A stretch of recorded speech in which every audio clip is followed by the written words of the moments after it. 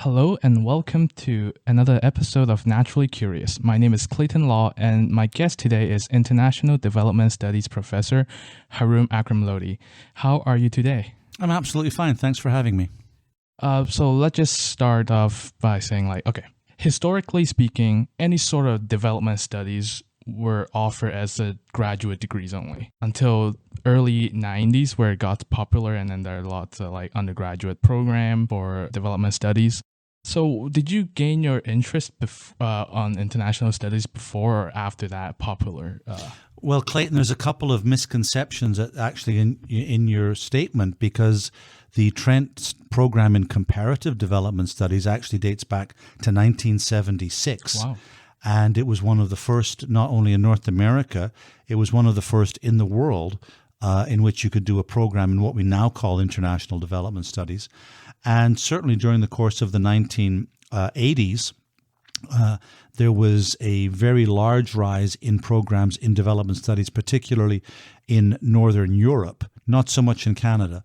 The growth in Canada came in the 1990s and through the early 2000s. But my own interest in development really arose from the time when I was in my early 20s, when I hadn't gone to university. I was working service sector jobs, and I used the money that I made at the time to travel around the world. And those trips lasted quite lengthy periods of time and took me to some fairly remote places, and places which at the time were very unusual to go to. And it was from my travels, particularly across Asia and North Africa, but also in Southeast Asia, that I developed my interest in what development was and what it might accomplish. And at the time when I started university, in fact, I wanted to be a journalist. I didn't want to be an academic. There was a journalist at the time who worked for the Globe and Mail named Oakland Ross, who still works for the Toronto Star occasionally. And he roved across Latin America writing on things that were just of interest to him. Anywhere he wanted, anything he wanted. I thought that sounded like a great job. So that's what I wanted to do, but it didn't work out that way.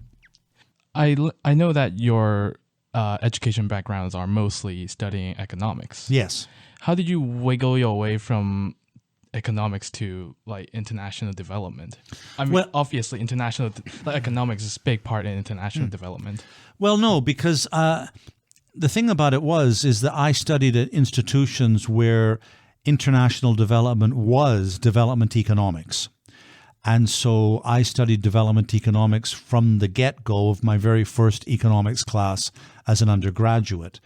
They just called it economics, but it was development economics. What's happened more recently is that a lot of international development degrees, some don't contain any economics. Some contain quite a lot of economics, particularly the ones in the United States. But I was always interested in development as a question of how to improve people's livelihoods. And at the end of the day, for most people, improving their livelihoods means putting more money in their pocket. And that was fundamentally an economic issue. So I always valued the importance of economics, although I also largely questioned the relevance of orthodox economics for answering those kinds of questions. So right from the get-go, I studied economics within the context of development. And then when I finally did my doctorate, it was a doctorate in pure economics. You said you were you said you wanted to be a journalist rather than an academic. So at what point in your academic career you kind of this journalist thing is not going to happen, but this academic thing is happening? Well, as I sort of implied, I didn't actually start my undergraduate degree until I was in my mid-20s. So I'd had an entire other life of working in services for 9 years, off and on full-time, most of the time full-time. And so when I decided I wanted to study, I chose a place that would allow me to study development from an economic angle so that I could become this journalist. But when I finished my first degree, I was influenced by one of my professors who said, you really should do a second degree. And he recommended me going to Cambridge to do my second degree, primarily because it would open doors to my future. And so I took him up on that. And although there were other programs that interested me, I went off to Cambridge. When I was at Cambridge, it was still my intention to pursue a career in journalism. But then I'm getting towards the end of my master's degree in Cambridge, and I'm thinking, well, what am I going to do? And at the time, I spent the Christmas period, this is now in the mid-1980s, with my mother, who lived in Winnipeg at the time.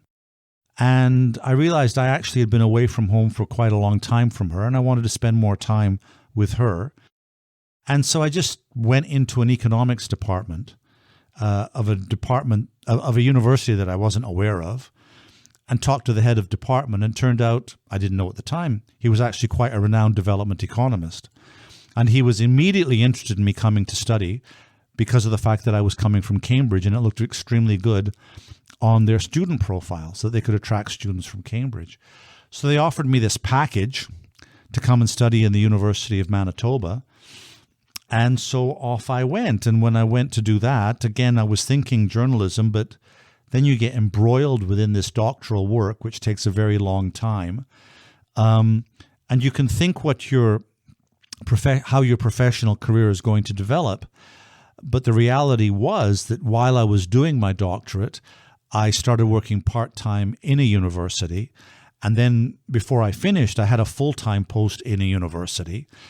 And I've worked in universities ever since. And I have written a small amount of journalism, but it's not very good. Is it somewhere on the internet? I don't know. I'd have to go looking, actually. This is back in the 80s when everything was in print. Okay. Yeah. But it's like, so the professor, like academic position just sort of happened. It happened in the sense that I stumbled into it, not intending to be an academic, wanting to do something else. But once I got a full-time job, I was able to buy a place to live. And then, of course, there's the consequences of having to pay a mortgage, which means keeping your job. Mm-hmm. And those sorts of things create an economic determinism, things you have to continue to maintain. So I just stayed in academia. But I've never regretted my choice. It's allowed me to do work that I consider to be very important work. The most important work I've ever done has received very little recognition, which is fine because it's the work that's important, not the recognition. And it's allowed me to go to many places and meet many, many wonderful people. Okay, so let's start discussing international development by just a very simple question. Sure. What is international development? It has different kind of definitions on the internet I found, but they are all very vague. Sure. So in most Canadian universities, international development would be understood as trying to understand the processes by which developing countries who tend to be poorer can or cannot transition towards wealthier societies, wealthier materially, but also wealthier in terms of their ability to meet social needs. And in the post-World War II period, the sort of exemplars of that would be South Korea, Taiwan, and much more recently China, starting from very poor economic circumstances and becoming, over the space of only a few decades, much, much richer, but also being able to really fundamentally improve the quality of life of their populations. That's what most universities would teach development as, but that's not my understanding of development. To me, development is understanding the process by which societies change and evolve over time. And development is something which happens to both developed and developing countries. The processes at work can be fairly uniform.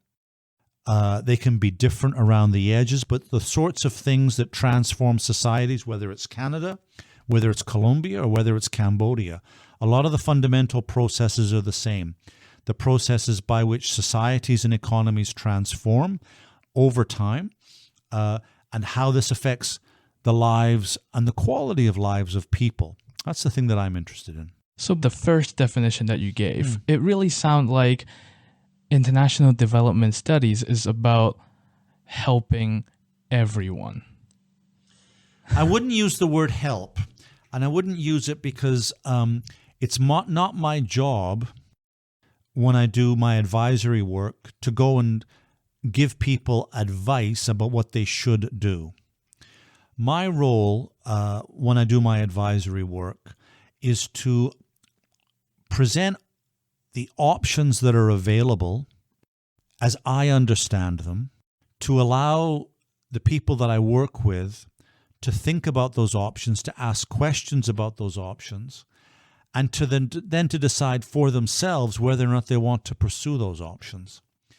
I'm very much a believer that the places that are interested in transforming their circumstances need to listen to the voices of the people whose lives are going to be transformed.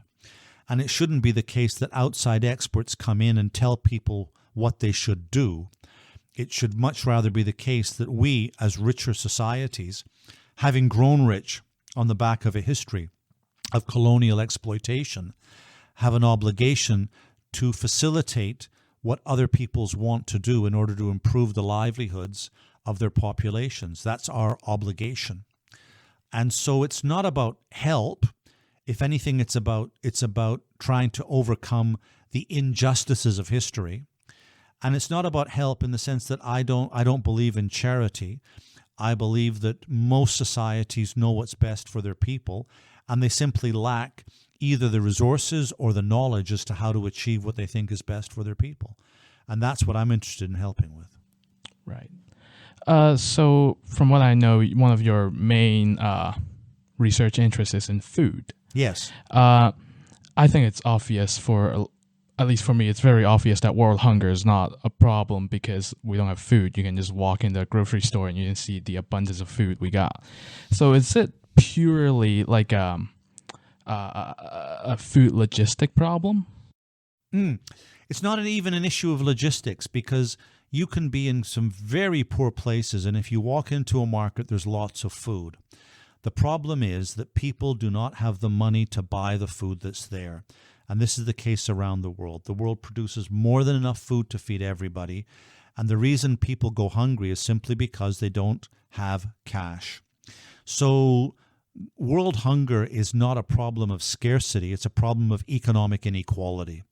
And circumstances have to be created by which people who don't have the money to buy the food that's available to them are at least placed in a position that they are able to purchase food that's there sitting in their local markets. So the saying, give a man a fish and you feed him for a day, teach a man how to fish and you feed him for a lifetime. I don't think that quote was supposed to be taken literally, but nowadays, if you said that it's not even like a food logistic issue or a food scarcity issue, isn't it a great idea if let's say you're the dictator of the world, a great idea to just give people food? Okay, well, there's a couple of points to that.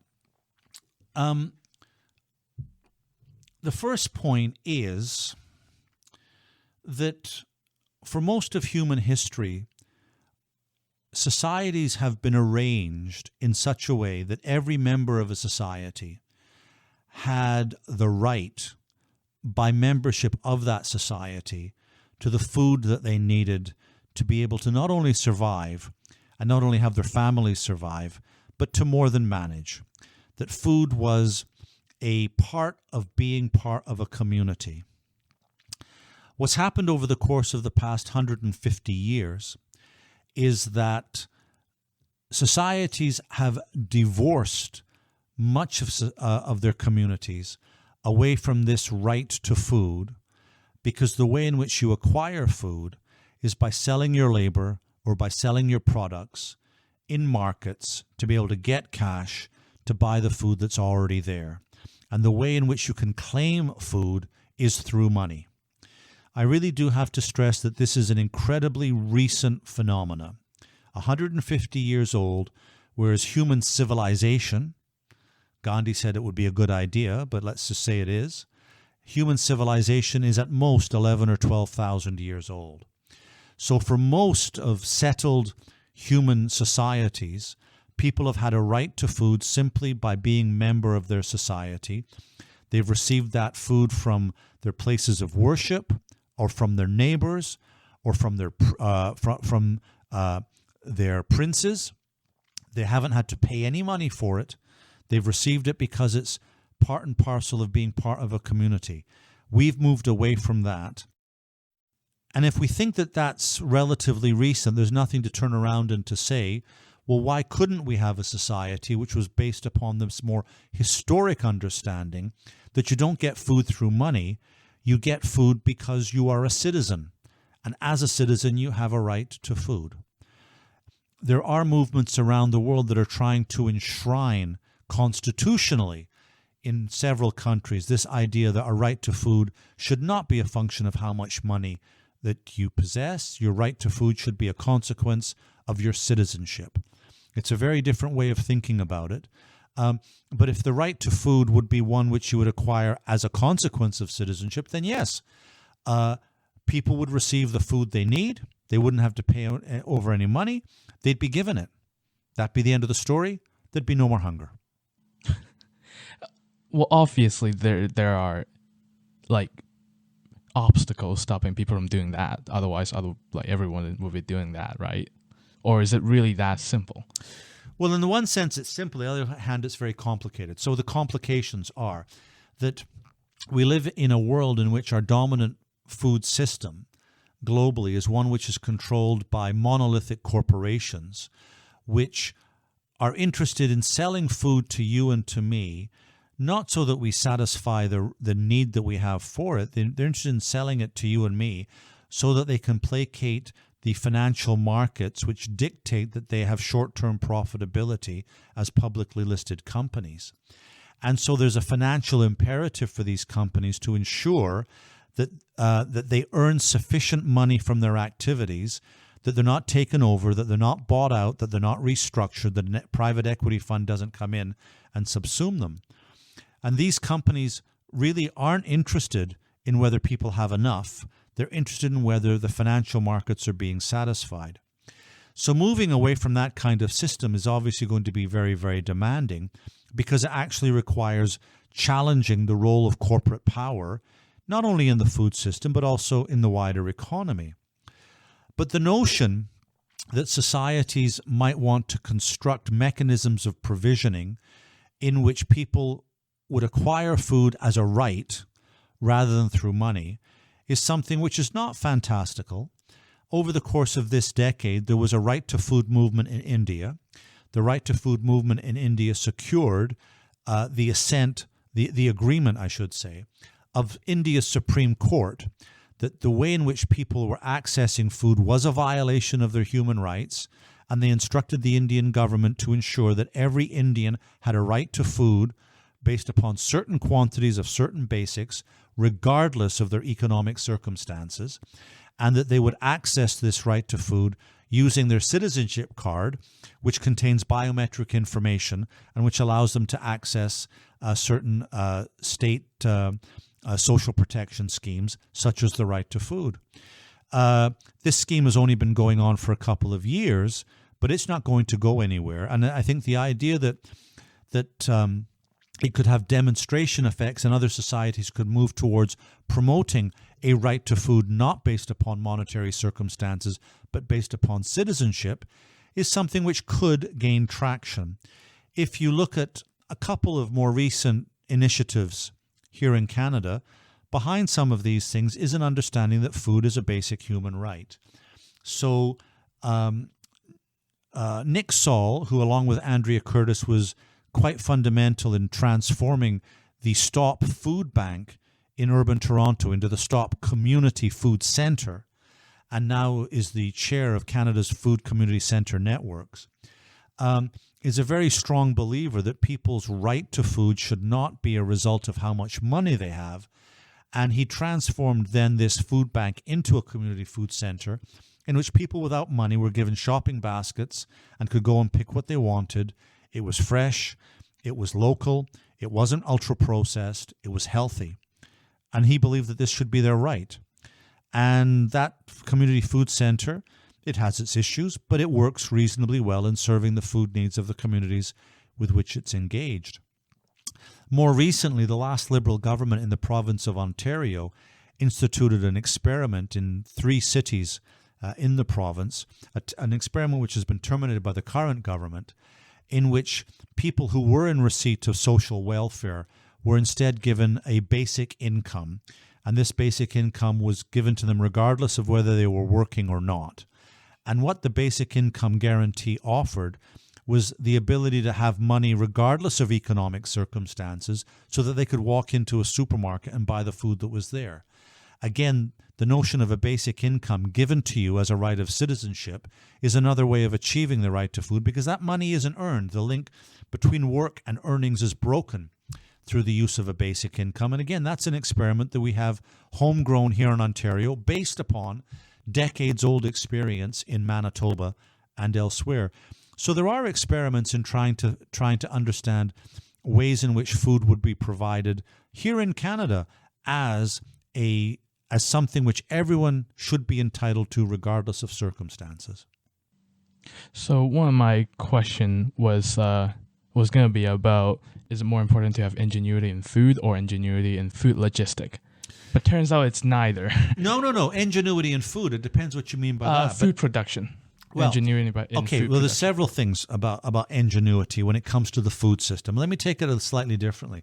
The first thing to say is that many small-scale farmers around the world, both in Canada but also in developing countries, those who have rejected conventional industrial agricultural methods based upon purchased seeds, chemical fertilizers, chemical pesticides, and the production of monocultures for external markets. The sorts of farmers who have rejected that have had to be tremendously ingenious in being able to secure a livelihood for themselves, their families, and their communities. And what you have seen in many parts of the world is, in fact, around the issue of food production for those small-scale farmers, tremendous ingenuity when faced with the failures of the more conventional food system. In China, the rise of a move towards the production of more organic, locally sourced food,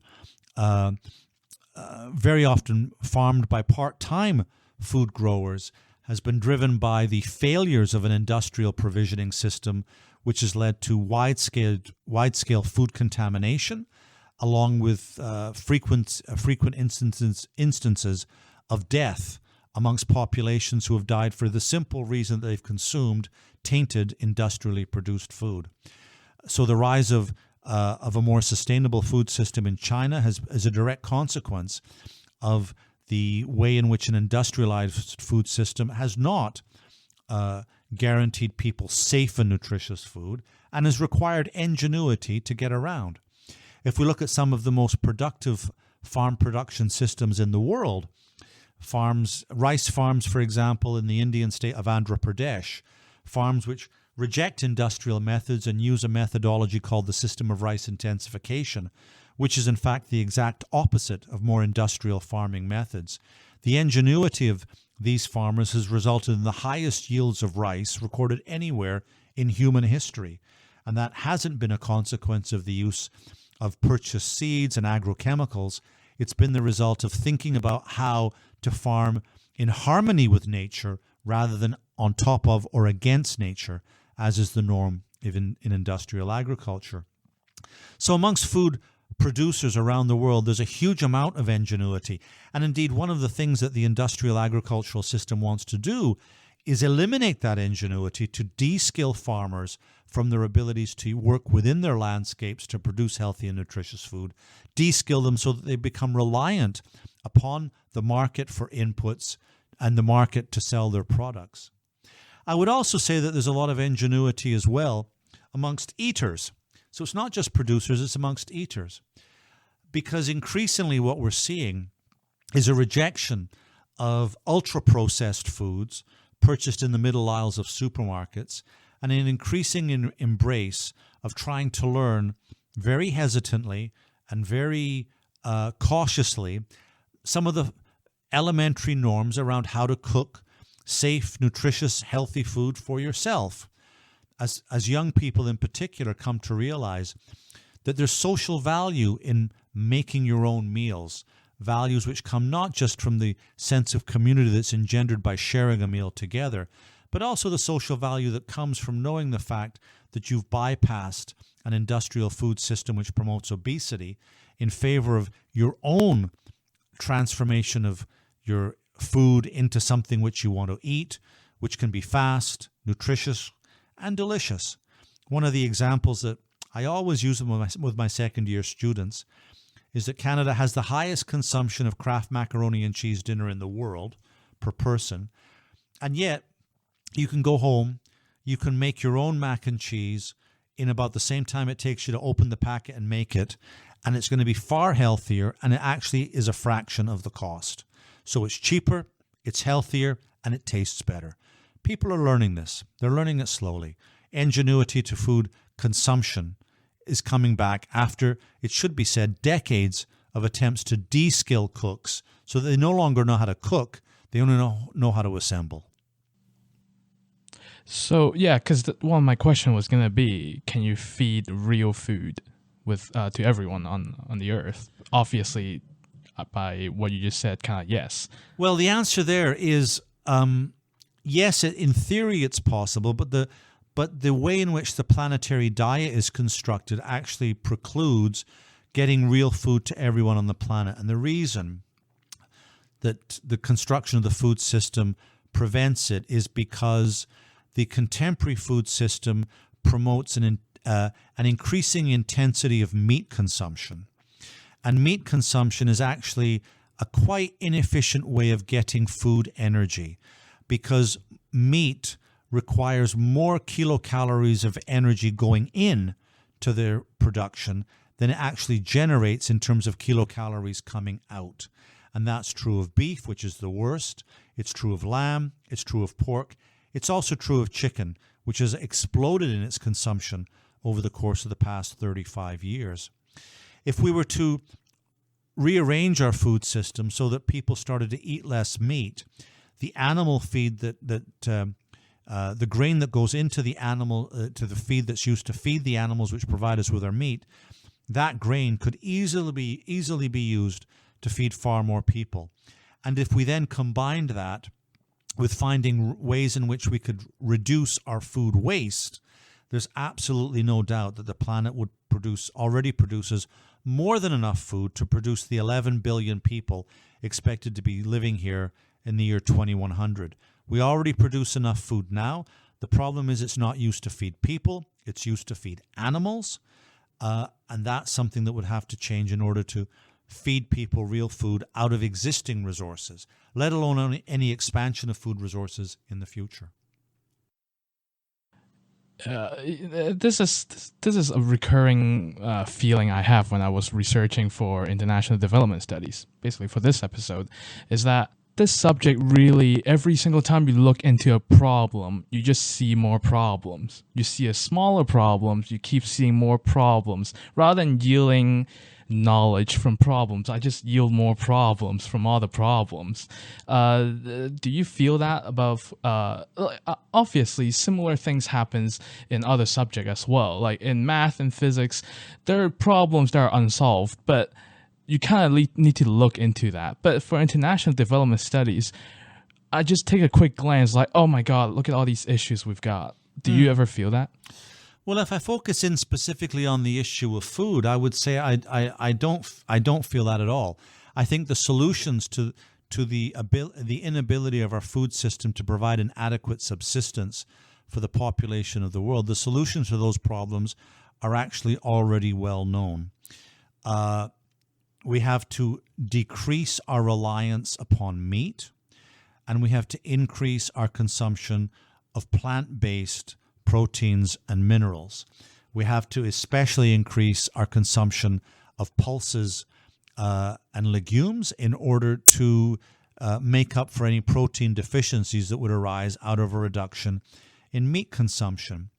The Lancet, which is the world's leading and preeminent medical journal, earlier this year, I'm going to say this year, but it may have been late last year, actually published an article on how to reformulate the planetary diet to make it more sustainable while also being environmentally friendly. And that's exactly what it recommended, a shift towards much greater consumption of legumes, nuts and grains and away from our excessive consumption on meat and dairy.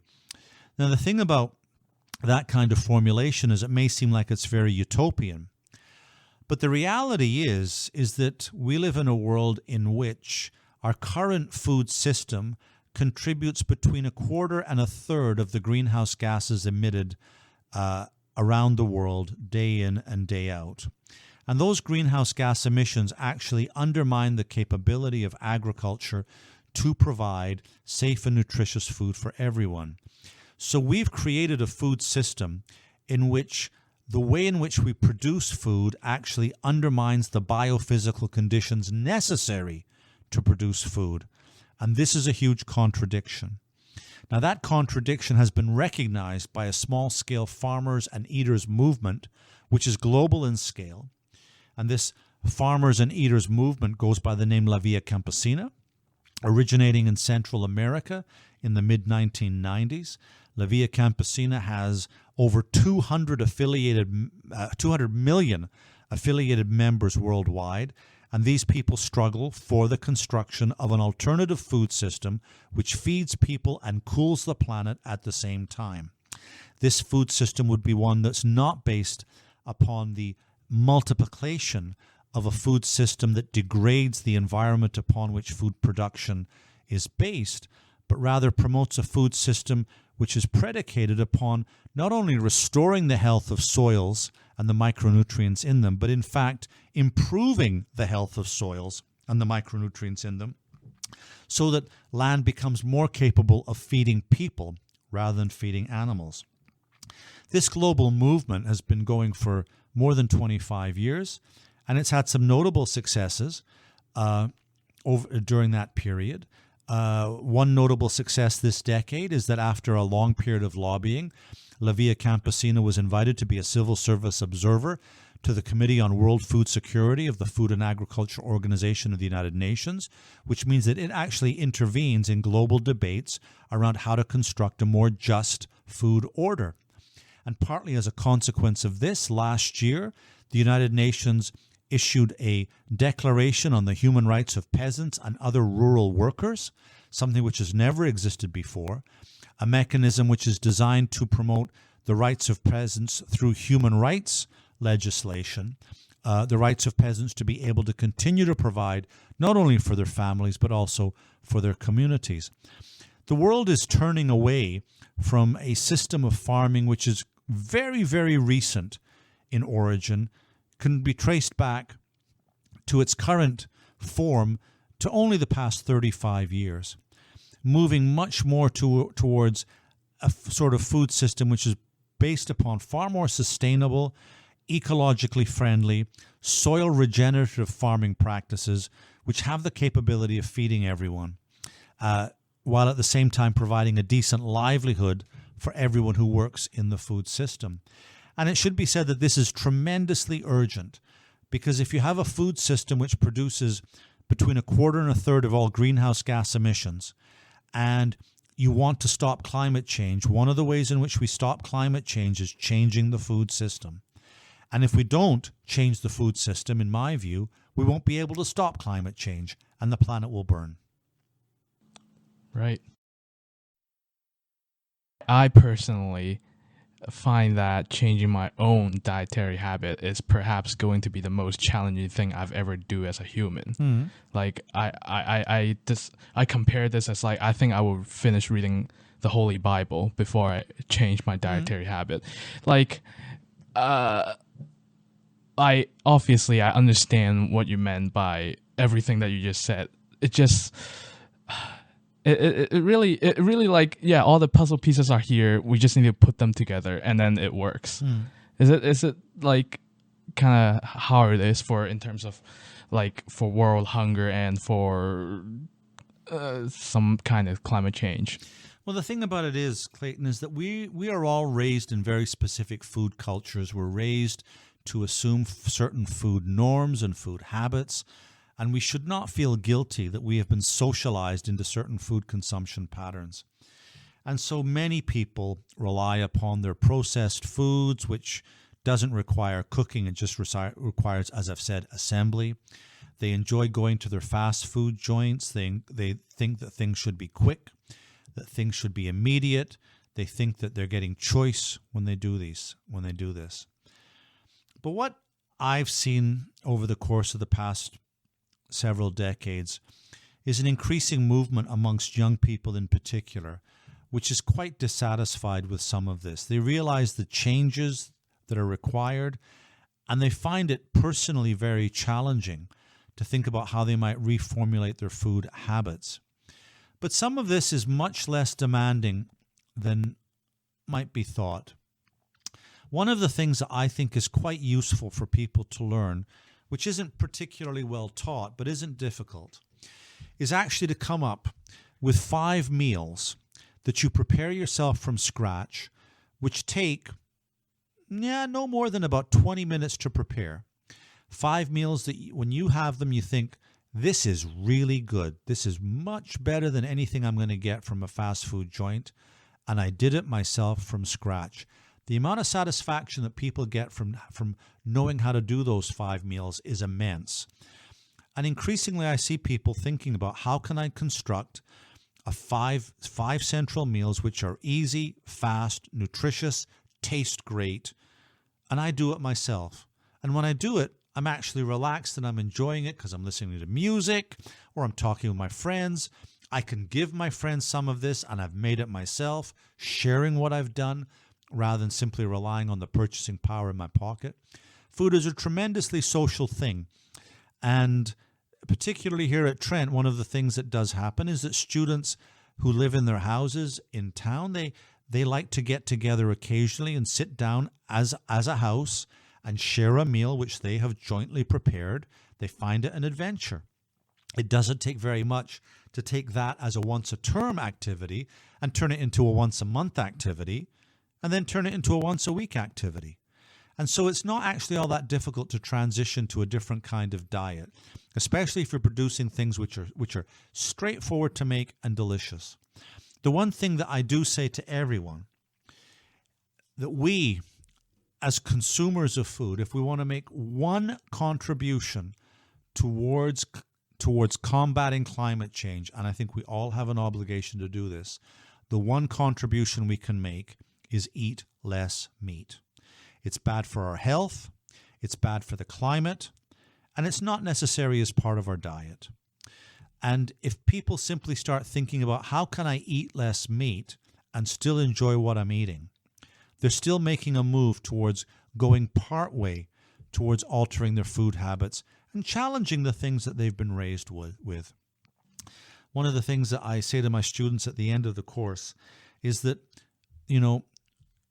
we are not responsible for the way in which the food system operates. What we are responsible for is how the food system evolves in the future. And that comes down to all of us coming together and thinking about how we can change our food habits in ways that are far more environmentally friendly and climate cooling. We can all make a contribution to this.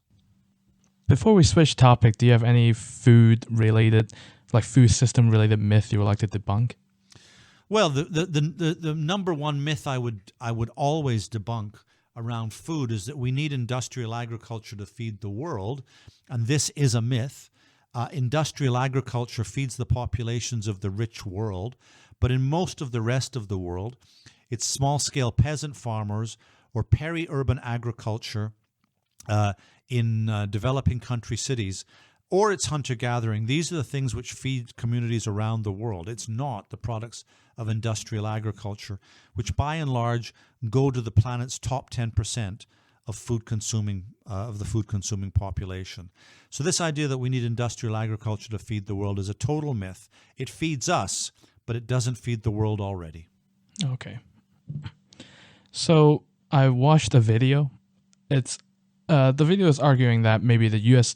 government should move some of their agency to Midwest of the United States to kind of like spread the opportunity around, because there are lots of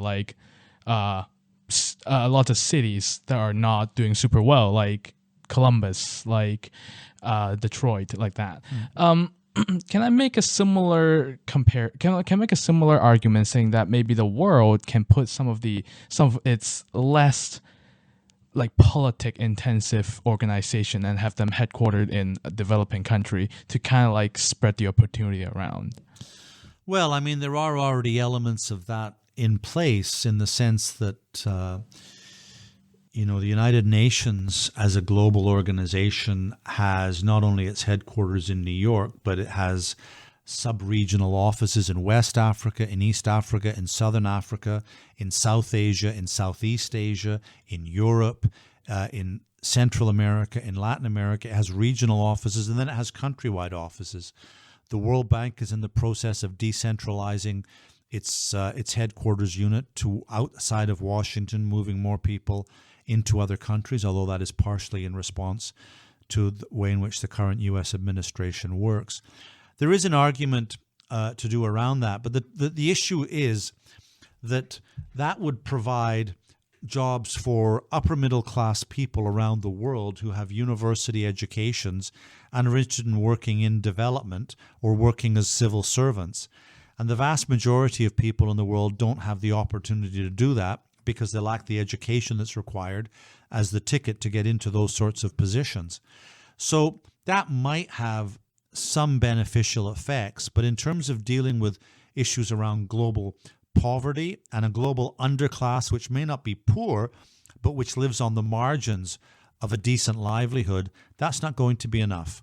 Those sorts of people need to live in societies in which they can get a decent reward for the work that they do, where they have stable and secure employment rather than precarious, insecure, and unsafe employment.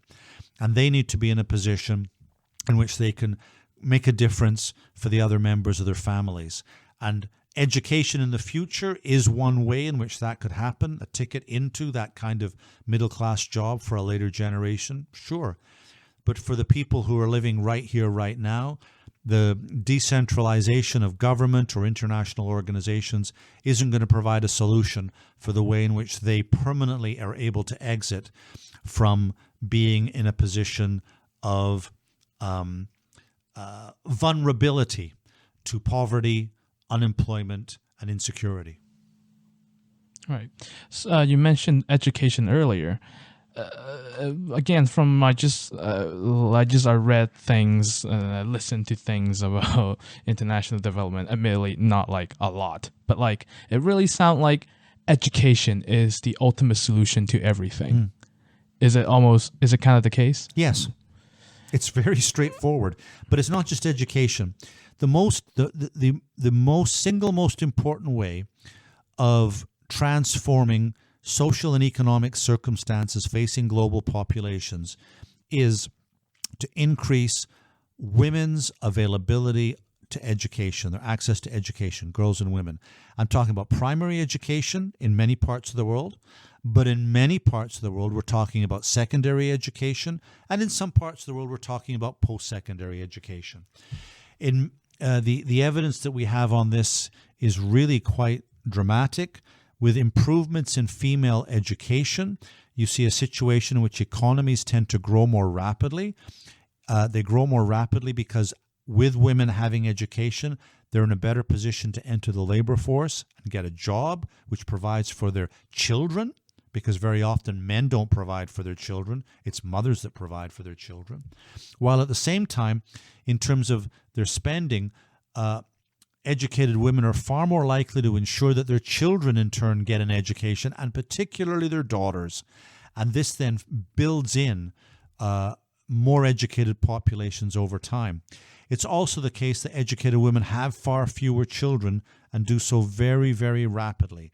And that changes the demographic picture facing many, many societies.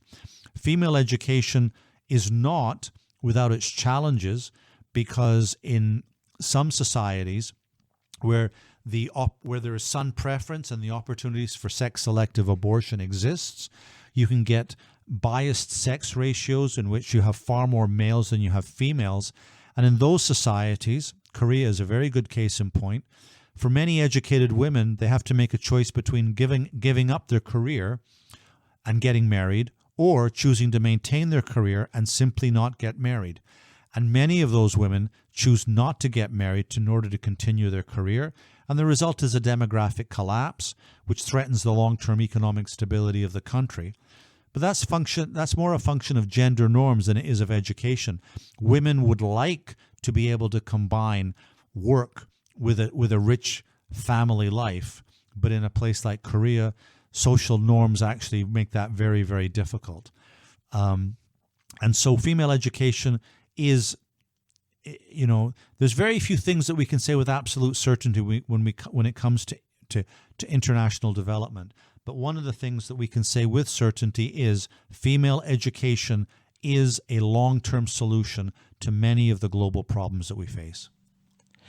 Perhaps it's just I think about my own education experience, but I'm thinking if everyone gets the kind of education that, what I meant to say is that education is great, but there are good education and bad education. And I would like to think that the math curriculum of Canada's high school is not good.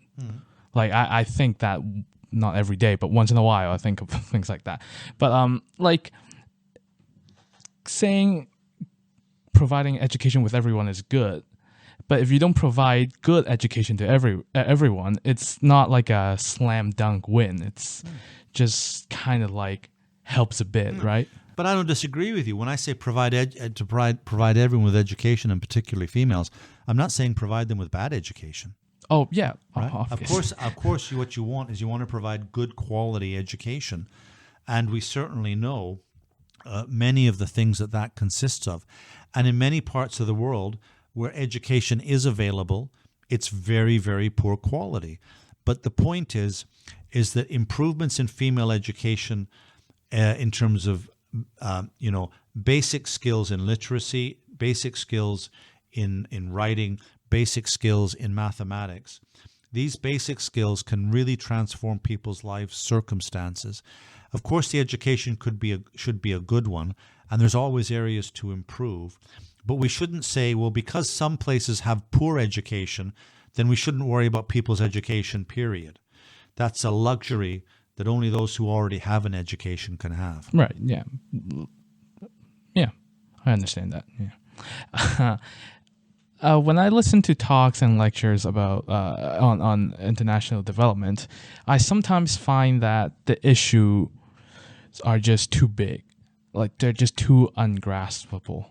You can tell me hundreds of thousands of people, and billions of millions of people. I just at one point I just blanked out. I just these numbers means nothing to me anymore. Do you ever experience that?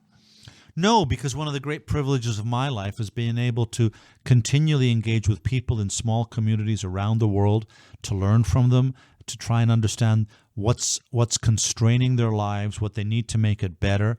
And these are the most generous people you'll ever meet, the sorts of people who can't afford to buy tea, but when you come into their home, they send one of their children out to buy a little bit of tea so that you have a cup of tea. The sorts of people that don't eat meat more than once a month. You come into their home, they kill a chicken so that you can have a meal that they're proud of and they can share it with you. No, I mean, these are problems of the everyday. And it is certainly the case that when we talk about international development, you can focus upon global issues which appear insurmountable and very large. But if you think about global development, as I said at the beginning, about how societies and economies change over time around the world, global development is a Canadian issue. So, for example, when I was a kid, I was totally aware in Northern Ontario that Grassy Narrows Reserve did not have access to clean drinking water because it had been polluted by mercury, and many of the population were subject to Minamata disease because of mercury poisoning. That was in the 1970s. It's 2019. That community is still under a water advisory because of excessive levels of mercury in their water. It isn't rocket science, it's social science. Somebody has to pay for clean water. You and I take clean water as so everyday that we don't actually understand the incredible luxury it is for far too many Canadians, particularly Indigenous Canadians, in many parts of this country. The basic right to clean water is something which is not something which is far away and can be measured in the billions. These are communities around Northern Ontario of a few hundred people. They deserve clean water. The government should give it to them, given the legacies of colonialism, given the legacies of the residential schools, and given the realities of missing and murdered Indigenous women. This country owes Indigenous communities a debt which we have consistently failed to repay. That's not far away. That's on our back door. Right. Yeah, I think it's easier for people to comprehend, like for me to comprehend when I see like, oh, there's a fire over there, like compared to you telling me things happening in Brazil. I just like, okay. Sure, no, that's understandable because, of course, if you don't have any experience of Brazil can be much more difficult to comprehend. But one of the things which is true is that many Canadian students attending post-secondary education of the sort that they're receiving here at Trent University, they've been to developing countries. They've been to that resort in the Dominican Republic. They've been to that resort in Mexico. They've been to someplace in Jamaica. They haven't left that resort. Get outside the resort, and the reality is right there. You don't have to be afraid. Just get out there and have a look at it. The world is more interconnected than it has ever been in human history. And understanding the day-to-day struggles that people have is something that you can connect to in a more immediate way than at any time in human history. Understanding the challenges that people face and how in some instances the way in which our society operates has shaped the way in which their society operates. That's very, very important. It's very, very important for realizing that these things may happen in a distant place, but all of us have a global responsibility to do our bit to affect change locally. And if all of us affect change locally, that is a global response. Do you think that the amount of information we receive, like by looking up in social media, reading the news, that kind of makes us care less about things because an individual can only care about so many things? And when you look at things happening in Syria or like cartel in Mexico or a rainforest is on fire, do you think this kind of information overload makes people care thing less? Oh, I think what it does is it leads people to filter what they listen to a lot more than was ever the case before. But I think part and parcel of the purpose of social media is precisely to filter things so that you actually don't pay as much attention as you used to, and you don't want to pay that attention so that social media companies can sell you things because they want you to buy stuff. And buying stuff is their purpose, not trying to convey information. Information is secondary. If information wasn't secondary, you wouldn't have a situation in which Mark Zuckerberg is perfectly at ease in saying that politicians can place ads on Facebook which are outright lies. You know, it's not about conveying information. It's about selling space so that products can be sold.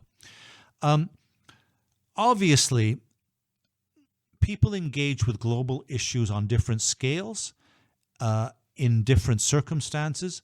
Many people don't care about what happens in the rest of the world, and, you know, they just are concerned with their own community. But as I said, development is not something which is just about the rest of the world. It's about what's going on in our own community. The terms and conditions by which Peterborough society has changed over the past 25 years is a process of development. And understanding how some people have lost from that process, which in this community people clearly have, and how some people have gained from that process, which in this community some people clearly have. Understanding these processes, these local processes, helps us connect the local to the global in a lived kind of way. I do think that it's very easy to put these things and think of them as being very, very distant. But when fire's consuming your community in California, and you haven't thought about climate change, you have to face it very, very rapidly. When fire's consuming Fort McMurray, and the community is is basically evacuated for weeks at a time. You have to think about this very, very regularly. We had snowfall 3 weeks ago for the first time in more than a decade. The temperatures were actually historically cold for that time of the month. That's climate change. That's not happening someplace distant. That's happening right here, right now. And the forces that are driving it are actually very easy to see if people want to open their eyes. And so global challenges have local consequences. And as soon as you start to try and connect the local to the global, you start to recognize that global challenges are only going to be solved by local actions. It's the combination of the two of them that can bring about some kind of change that can save the planet. I just personally think that people don't care because there are too many issues to care about. I disagree. Like even within, say, like down the community, like down in the just the Peterborough level, there are still like so many issues that people should worry, quote unquote, should worry about. There's lots of people. I'm not saying that some people don't care, because some people just want to get on with their lives and don't want to be interfered with. They want autonomy and they want a decent income. But when they don't have that decent income, and that decent income is a function of economic forces over which they had no control, if they understood those forces, they might think about different ways in terms of dealing with those forces. And the thing about Peterborough as a community is that Peterborough is actually remarkably engaged as a community within important issues which affect this community and which affect the wider community, both in the region but also more globally.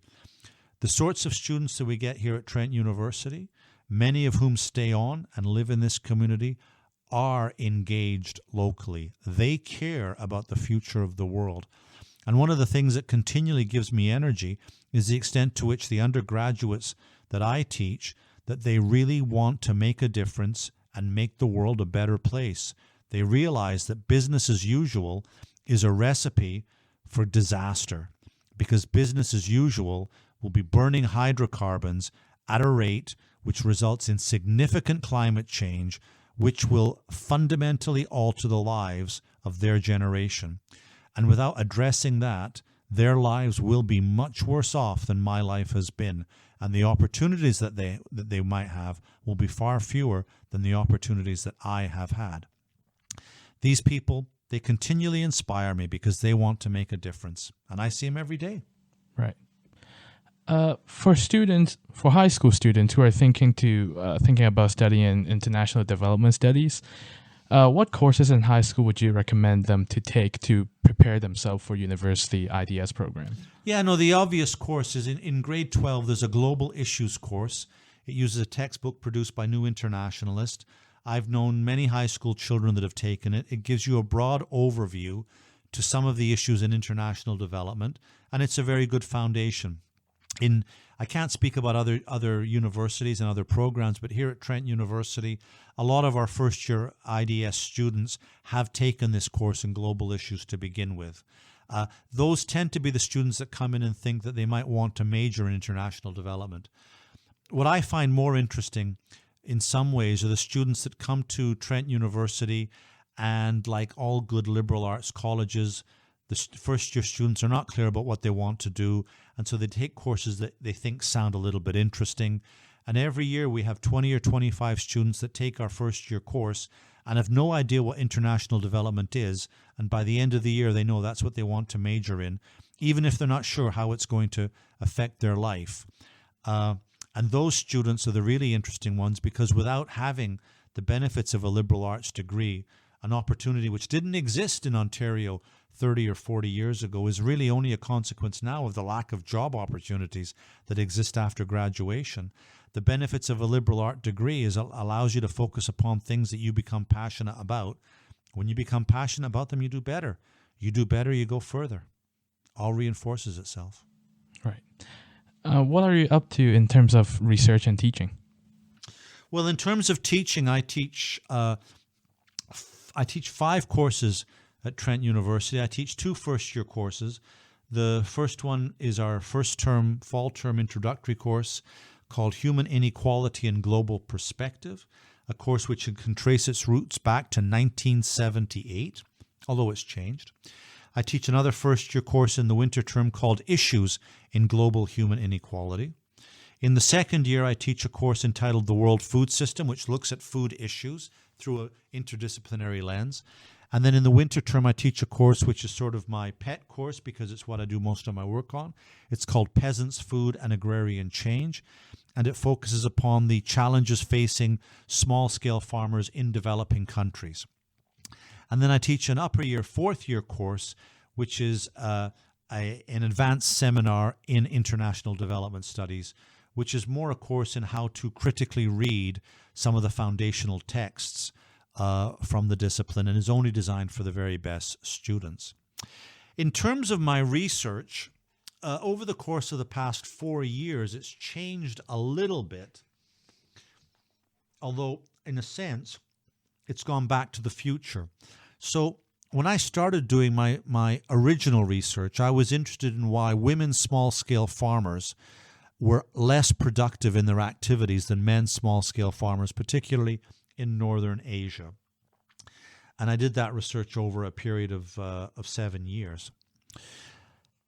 More recently, I've been in a situation in which United Nations agencies have asked me to explore this very question in Eastern and Southern Africa. And so why is it that women small-scale farmers are less productive than men small-scale farmers across the Horn of Africa and across the Eastern and Southern African region?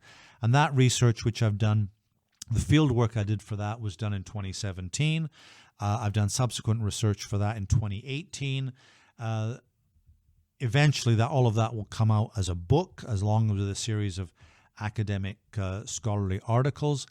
And I find that research tremendously rewarding because it's based upon going into quite remote communities and asking people about what it is that limits their capability to improve their farm productivity.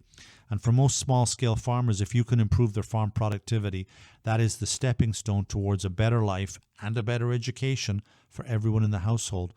So the sorts of things I'm investigating are designed to have immediate and real consequences for people who are very often desperately poor and eking out livelihoods on the margins of their societies. Just on the side, any idea of any plan for Trent to do like a graduate program in international? We've talked about that over the years, and there's never been a consensus in our department about taking on graduate studies. Usually there's been a few people that are quite interested, whereas others are less interested. There's several reasons for that. It has to be said that over the course of the introduction of graduate studies at Trent University, the mechanisms in place by which faculty would be able to claim the time they spent teaching graduate students against the expectations of their workload were never very clearly defined. And so many people took on graduate students as above normal workload tasks. And I got to say, people work so hard already that that's not attractive to a lot of people. You also have someone like myself. I worked in an exclusively graduate school of development studies, Europe's largest, for 12 years. Over the course of my 12 years there, I probably supervised something on the order of more than 400 master's students, which means that supervising a master's student has very little appeal to me. I've done lots of it. At the same time, I act as an external examiner for doctoral students probably 2 or 3 times a year. And so I do a lot of doctoral graduate work, but I don't do it at this institution. I do it at the University of Toronto. I do it at Queen's University. I do it at universities in Australia, in South Africa, in India, in the UK, in many parts of the world. So it doesn't hold as much of an interest to me. I think the main issue in place for many of us is that it remains the case that amongst development studies students across Canada, the Trent degree in international development has a reputation as being amongst the very best. And it certainly is the case that we attract some of the best students that this university produces.